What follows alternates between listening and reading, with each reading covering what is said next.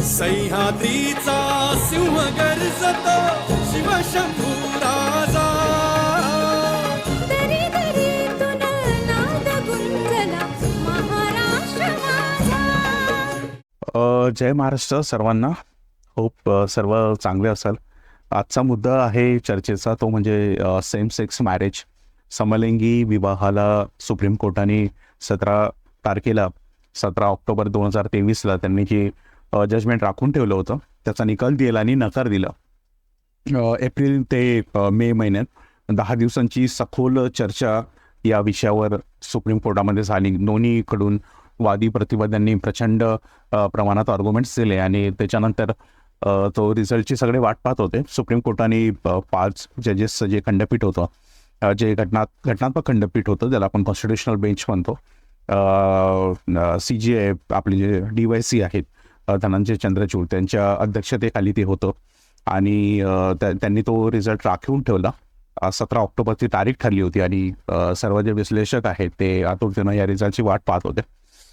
Liberal विरुद्ध conservative अशा टोनचं हे जजमेंट असल्यामुळे आणि DYC धनंजय चंद्रचूड जे आहे CJI भारताचे, ते मुख्यत्वे थोडेसे लिबरल विचारांचे मानले जातात. त्यामुळे ते काय डिसिजन देतील किंवा ते स्वतः डिसेंटमध्ये जातील का या केसमध्ये, तर हे पाहणं आवश्यक होतं. सर्वांसाठी आतुरता होती आणि काल त्यांनी डिसिजन दिलं. त्यांनी डिसिजन एका वाक्यात सांगायचं झालं तर त्यांनी समलिंगी विवाहाला ॲक्ट म्हणून घोषित करण्यासाठी नकार दिला. आता याचे खूप सारे पैलू आहेत. त्यांनी पार्लमेंटला असं सांगितलं की तुम्ही लॉ बनवा, कारण लॉ बनवणं हा आमचा परिप्रेक्ष्य नाही. सेपरेशन ऑफ पॉवरची नेहमीप्रमाणे ती पाठराखण त्यांनी यावेळीही केली. आपल्याला माहीत आहे की जे MLA डिस्क्वालिफिकेशन केस आहे त्याच्यामध्ये पण जस्टिस चंद्रचूडनी स्वतः डिसिजन न घेता, त्यांना डिस्क्वालिफाय न करता तो चेंडू जो आहे तो विधानसभाच्या अध्यक्षांच्या पाल्यात टाकला आणि त्यांनी डिसिजन घ्यावी. त्यांनी तेव्हा पण सेपरेशन ऑफ पॉवरचं हवाला दिला होता आणि यावेळी पण त्यांनी तसा दिला. भारतीय कॉन्स्टिट्यूशनचं एक बेसिक स्ट्रक्चर डॉक्ट्रिन आहे. आपल्याला स्पर्धा परीक्षेच्या दृष्टीनं हे माहीत पाहिजे की जे आपले 3 विंग्स आहेत, एक्झिक्युटिव्ह विंग, ज्युडिशरी आणि पार्लमेंट जी आहे, तर या तिघांमध्ये कॉन्स्टिट्यूशनने त्यांच्या जबाबदाऱ्याची वाटणी केलेली आहे, डेलिगेशन ऑफ पॉवर, आणि प्रत्येकाला आपल्या डेलिगेशनमध्ये निर्णय घेण्याचे अधिकार आहेत. दुसऱ्यांच्या काय म्हणतात त्याला शक्ती परिप्रेक्षात आपण कुठलंही चुळबुळ करू नये, हा त्याचा मागचा उद्देश होता. आणि मला वाटतं की धनंजय चंद्रचूड हे खूपदा ते पाळताना आपल्याला दिसतं.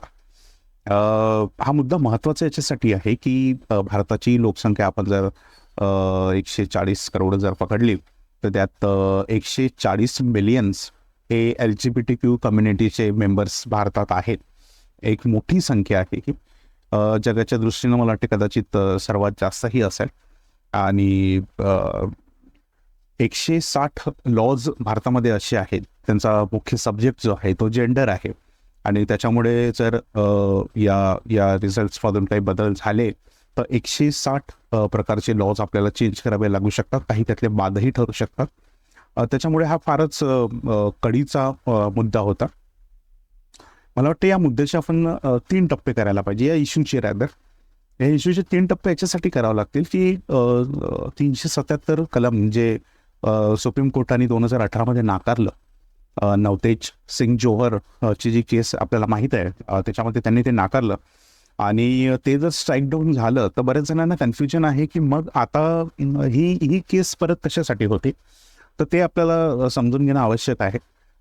जेव्हा कॉम्पिटेटिव्हचा आपण अभ्यास करतो तेव्हा कुठल्याच प्रकारचं सब्जेक्टिव्हिटी न बाळगता एक रॅशनल ऑब्जेक्टिव्ह थिंकिंग करून तर्कबुद्धीनं तुम्ही त्याचे इन्साइट्स जाणून घेणं हे जास्त महत्त्वाचं आहे. आणि त्याच्यावरून आपलं एक ओपिनियन बनवणं हे अधिक आपल्यासाठी महत्त्वाचं आहे. आणि इंडियन सिटिझन म्हणून, एक जागरूक नागरिक म्हणूनही ते आपलं कर्तव्य आहे, ती आपली फंडामेंटल ड्युटी आहे. तर मी याचे 3 भाग करेल.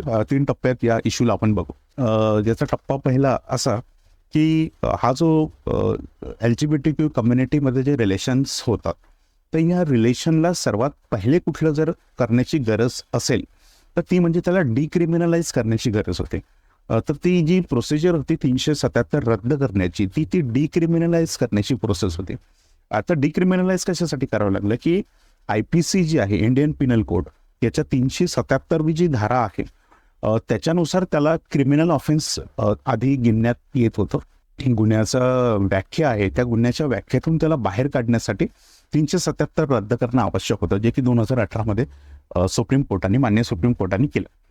आता त्याला डिक्रिमिनलाइज झाला. आता दुसरा मुद्दा असा असतो कुठल्याही इश्यूचा की जेव्हा काही त्या गोष्टी डिक्रिमिनलाइज होतात तेव्हा त्यांना एक लिगल बॅकिंग देण्यासाठी, कारण त्या डिक्रिमिनलाइज झाल्या म्हणजे त्यांच्यावर कुठलाच गुन्हा लागणार नाही, पण याचा अर्थ असा होत नाही की त्याला लिगल बॅकिंग आहे. कारण कुठल्याही रिलेशनशिपला भारतात स्टँड होण्यासाठी, समाजात स्टँड होण्यासाठी त्याला एक ॲक्टची लिगल बॅकिंग लागत असते. जसे मॅरेज ॲक्ट्स आहे, जसे हिंदू मॅरेज ॲक्ट आहे, मुस्लिम मॅरेज ॲक्ट आहे, स्पेशल मॅरेज ॲक्ट आहे. तर तसं ॲक्टचं रिलेशनशिप मेंटेन करण्यासाठी समाजात त्याला एक बॅकिंग लागत असते. पण ते बॅकिंग देणं ही त्यातला दुसरा टप्पा आहे. आणि तिसरा टप्पा जो आहे तो आहे राईट्स प्रोव्हाइड करणं. मुख्य मुद्दा यातला असाच होता की तुमचे जे ट्रान्सजेंडर्स आहे, सो कॉल्ड ट्रान्सजेंडर्स, LGBTQ कम्युनिटीचे जे मेंबर्स आहेत त्यांना पेन्शनचे राईट्स, त्याच्यानंतर त्यांचे मुलं दत्तक घेण्याचे, त्याला चाइल्ड ॲडॉप्शन आपण म्हणतो, तो राईट असेल, किंवा बँकेत जॉईंट अकाउंट बनवण्याचा राईट असेल, आणि सर्वात महत्त्वाचं म्हणजे सेम सेक्सचे मॅरेज करण्याचा राईट. तर हे जे राईट्स आहेत तर या राईट्ससाठी मग ते मान्य सुप्रीम कोर्टात गेले की आम्हाला तुम्ही डिक्रिमिनलाइज केलं हे आम्ही मान्य करतो, पण याच्या पुढे जाण्यासाठी आम्हाला सेम सेक्स मॅरेजला व्हॅलिडेशन लिगल येण्यासाठी तुम्हाला कुठला तरी ॲक्ट बनवावं लागेल आणि त्याला एक लिगल बॅकिंग द्यावं लागेल, किंवा स्पेशल मॅरेज ॲक्ट जो आहे 1955चा, त्याच्यामध्ये अशी प्रोव्हिजन आहे की त्याच्यामध्ये इंटरफेथ म्हणजे इंटर रिलिजन आपण त्याला सुटसुटीत भाषेत म्हणतो, किंवा इंटर नॅशनॅलिटी, तर यांमध्ये विवाह होऊ शकतो. तर तसे एक आणखी कॅटेगरी बनवून जे सेम सेक्स मॅरेजेस असतील त्याला स्पेशल मॅरेज ॲक्टमध्ये सामील करण्यात यावं. कारण जे आपल्याला माहीत आहे की ज्या गोष्टी हिंदू मॅरेज ॲक्टमध्ये बसत नाहीत किंवा मुस्लिम मॅरेज ॲक्टमध्ये बसत नाहीत, तर जसं इंटरफेथ मॅरेज असेल तर त्या गोष्टी स्पेशल मॅरेज ॲक्टमध्ये आपण काउंट करत असतो. तर त्यांनाही स्पेशल मॅरेज ॲक्टमध्ये टाकावं अशी त्यांची मागणी होती. आता तुम्हाला या गोष्टीचं एक लक्षात आलं असेल की इश्यूचं कोअर काय. पॅनलसमोर म्हणजे जजेसच्या पॅनलसमोर, खंडपीठासमोर 3 मुख्य मुद्दे होते. त्यातला सर्वात महत्त्वाचा मुद्दा असा होता की भारतीय संविधानात आपल्याला काही फंडामेंटल राईट्स आहेत, मूलभूत अधिकार घटनेने आपल्याला दिलेले आहेत. तर मॅरेज जो आहे, लग्नाचा अधिकार, तर लग्नाचा अधिकार हा मूलभूत अधिकार आहे का, हा त्यातला सर्वात गाभ्याचा प्रश्न खंडपीठासमोरचा होता. त्याच्यानंतर दुसरा महत्त्वाचा प्रश्न होता की एक कायदा बनवणं, एक ॲक्ट बनवणं ज्याच्यातर्फे त्याला लिगल बॅकिंग येईल सेम सेक्स मॅरेजला, हा दुसरा मुद्दा होता. आणि तिसरा मुद्दा होता की सेंट्रल गव्हर्नमेंटच्या वतीनं सुप्रीम कोर्टात एक पत्र सादर करण्यात आलं, आज्ञापत्र. तो कन्सेप्ट आहे सेम सेक्स मॅरेजचा. ते सेंट्रल गव्हर्नमेंटचं असं म्हणणं होतं की हा फक्त एक इलाइट कन्सेप्ट आहे, म्हणजे जे अर्बन्स आहेत किंवा शहरी लोक आहेत किंवा त्यातले तर जे उच्चभ्रू शहरी लोक आहेत, तर हा फक्त त्यांचाच भाग आहे सेम सेक्स मॅरेज किंवा LGBT कम्युनिटी. हा दूरदराचे जे भारतातले रिमोट खेडे आहेत हा इश्यूच नाही आहे असं गव्हर्नमेंटचं म्हणणं होतं. तर या तिन्ही गोष्टी टॅकल करणं आणि त्याच्यावर तोडगा काढणं हे सुप्रीम कोर्टाचं म्हणजे त्यांच्या पुढचं मॅन्डेट होतं, ते त्यांनी पार पाडलं. 10 दिवसांची सखोल चर्चा झाली एप्रिल-मे महिन्यात, आणि त्याच्यानंतर त्यांनी रिझल्ट राखून ठेवला. तेव्हा दिला नाही. त्यांनी म्हटलं होतं, जस्टिस चंद्रचूड म्हटले होते की आम्हाला याच्यावर विचार करायला थोडा वेळ पाहिजे, आणि फायनल जजमेंट आम्ही 2023च्या 17 ऑक्टोबरला दिलं. 17 ऑक्टोबरला डिसिजन दिला आणि त्यांनी समलिंगी विवाहाला नकार दिला. आता नकार दिला म्हणजे त्यांनी नकार दिला नाही, ही फारच मिसकन्सेप्शन आहे आपल्याकडे की कुठली पण एखादं न्यूजचं टायटल आलं की ते सगळ्याकडे फ्लॅश होतं आणि ब्रेकिंग न्यूज की नकार दिला. असं नाही. आपल्याला म्हणजे स्पर्धा परीक्षेच्या विद्यार्थ्याला तरी कदाचित हे माहीत पाहिजे आणि त्याचे इन्साइट्स तुम्हाला माहीत पाहिजे, त्याच्यासाठी हा खास एपिसोड आहे. मला असं वाटतं की कुठलीही गोष्टीचं आपण जेव्हा प्रिपरेशन करतो तर ते प्रिपरेशन करताना आपण जो कंटेक्स्ट आहे, म्हणजे कंटेक्स्ट हा प्रेझेंटमध्ये असतो त्या गोष्टीला, पण कंटेक्स्टवरून तुम्ही कुठलंच ओपिनियन काढू शकत नाही. तर हा मुद्दा पूर्ण समजून घेण्यासाठी LGBTQ कम्युनिटीचा जो अधिकारांचा लढा आहे त्याची पार्श्वभूमी समजून घेणं आपल्यासाठी क्रमप्राप्त आहे. एन्शियंट इंडियामध्ये म्हणजे साधारण 3000 वर्षांची आपली जी जुनी संस्कृती आहे त्याच्यामध्ये खूप सारे असे रेफरन्सेस आहे ज्याच्यामध्ये जे समलिंगी आहेत त्यांच्या संबंधांचे काय म्हणतो आपण त्याला उदाहरणं आहेत, तर त्याच्यामध्ये आपल्याला पाहायला मिळतात.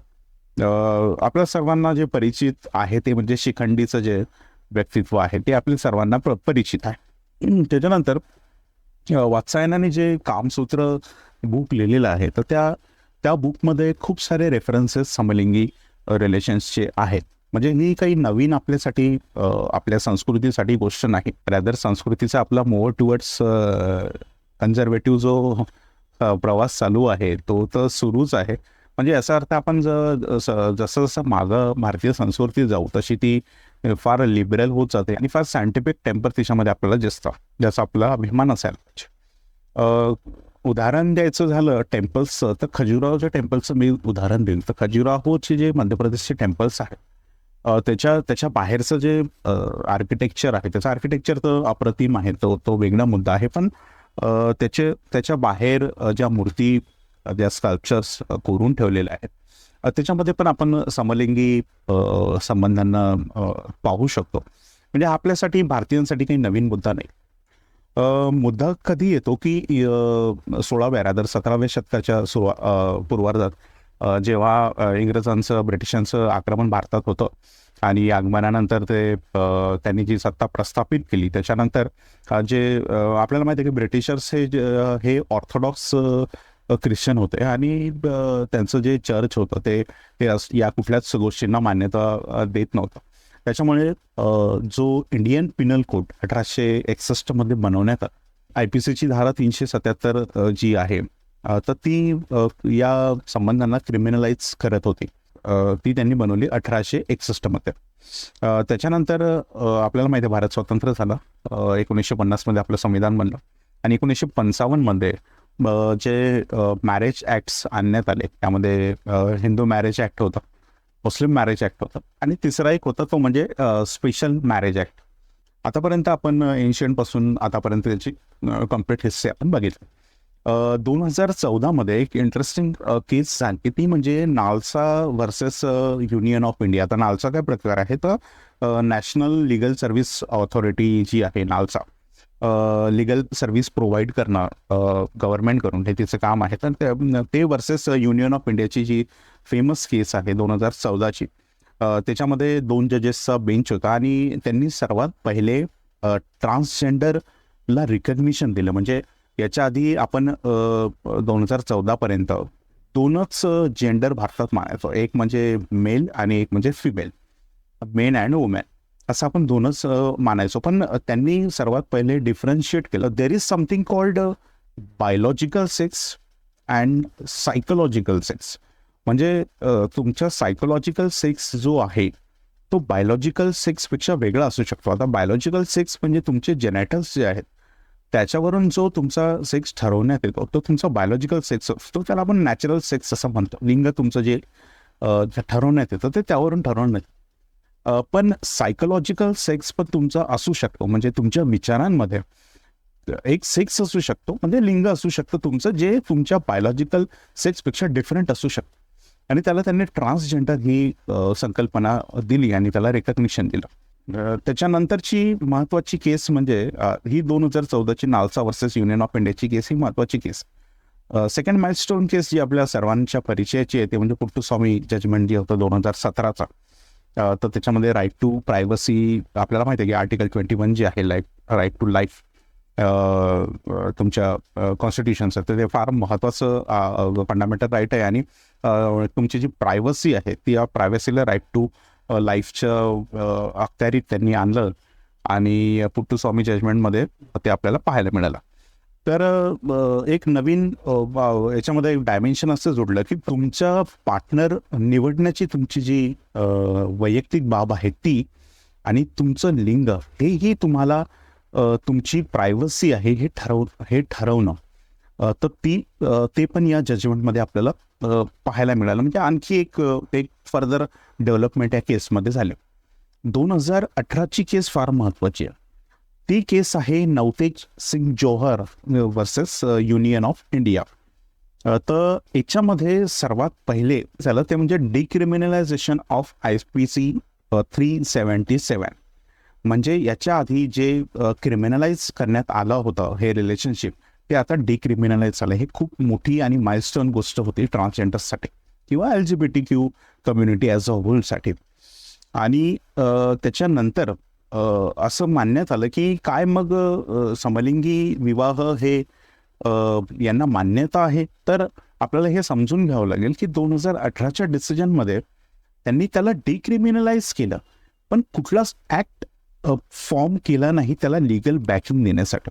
ठीक, म्हणजे 2018ची केस ही झाली. ही नेक्स्ट डेव्हलपमेंट त्याच्यामध्ये 2019ची ट्रान्सजेंडरच्या बाबतीत एक महत्त्वाची गोष्ट अशी की 2019मध्ये एक ॲक्ट बनवलं. त्या ॲक्टचं नाव होतं transgender protection of rights act.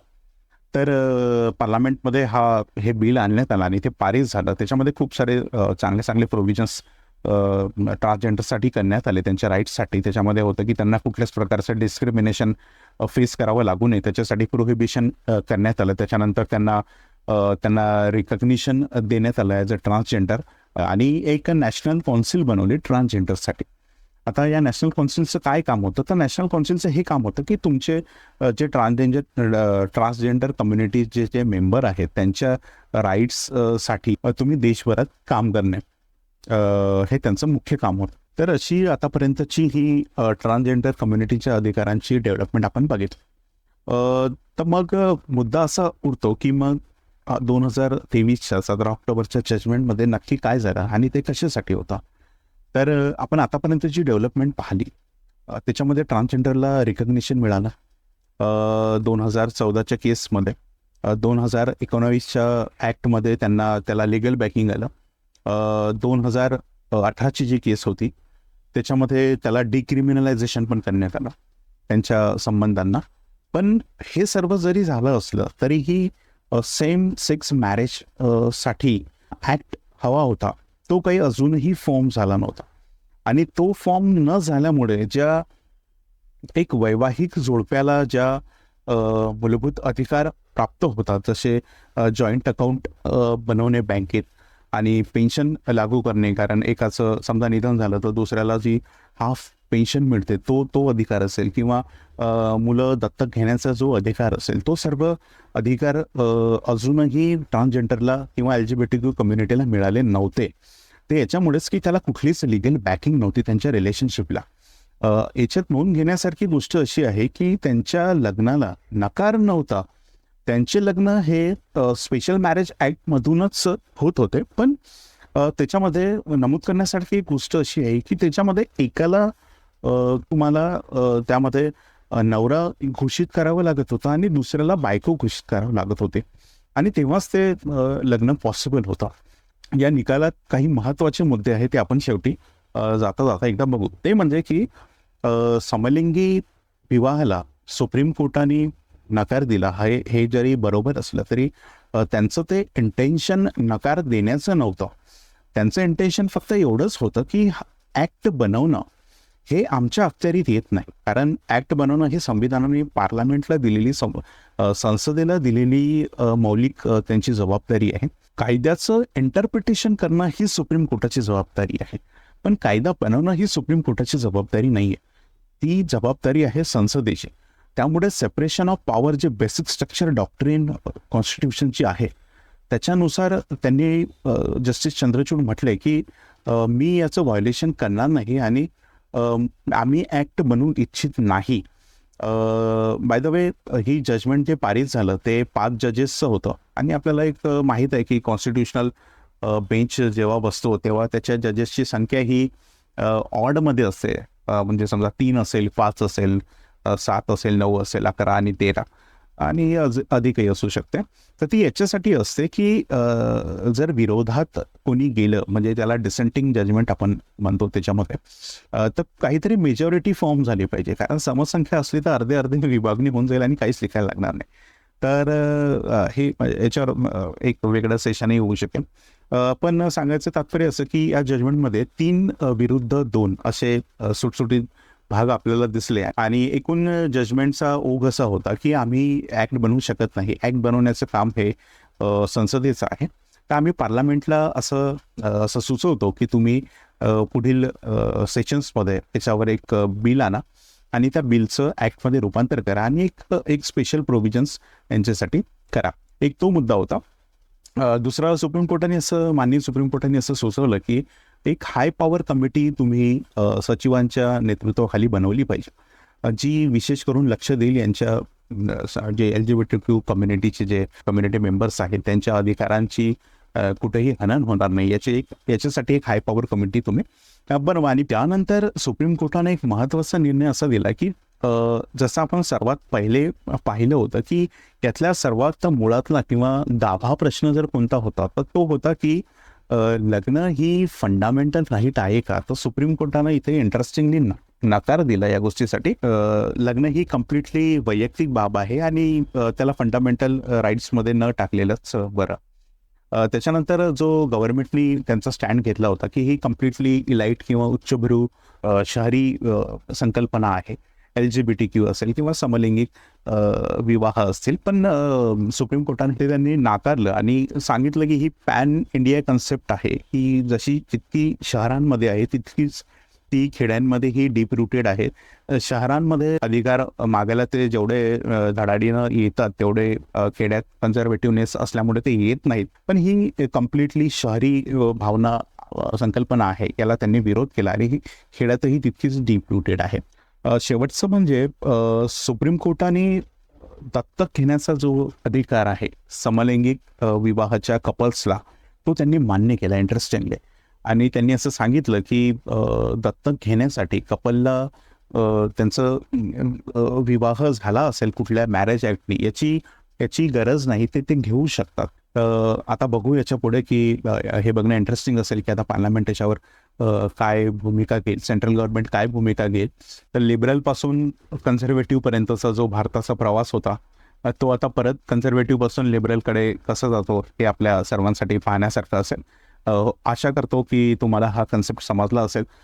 सांगण्यामध्ये काही चुका झाल्या असतील तर त्याच्यासाठी दिलगिरी व्यक्त करतो आणि असंच आपण ही सिरीज पुढे कंटिन्यू करू. तोपर्यंत सर्वांना जय महाराष्ट्र.